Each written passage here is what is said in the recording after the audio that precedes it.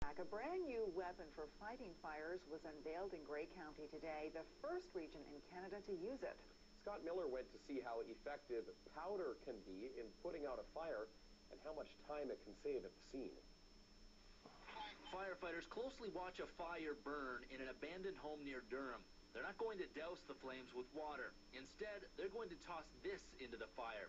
It's a DSPA, dry sprinkler powder aerosol. Shortly after being deployed, the fire is out, but what appears to be smoke fills the air. The smoke wasn't smoke at all. It was white powder from the extinguishing agent, potassium bicarbonate, and I don't think the display could have gone any better. It was a very large contents fire in the front of the house.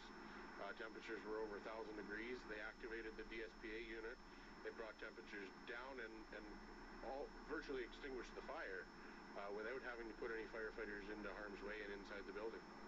Unlike a typical fire extinguisher, this container can simply be thrown near a fire and doesn't leave behind a gooey mess. Essentially, it's an anti-fire grenade. With water, you've got to hit the base of the flame. You've got to hit where it's on fire.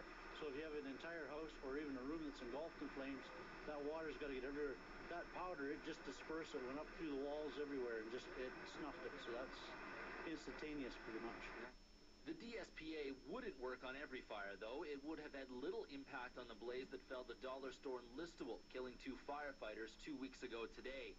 But that hasn't dulled the excitement in Grey Bruce, where all 29 fire departments have 2 DSPAs to use on a trial basis. The first region in Canada to give them a try, in fact. They cost $1,300 apiece.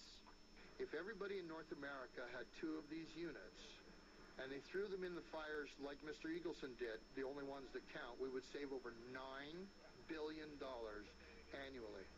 And that's how some fire chiefs see these units being used, in the hands of citizens. If they could buy us time using that to get set up, then we can save structures that are, 15, 20 minutes away from the station and otherwise would be a really tough fight for us. Near Durham, Scott Miller, A News.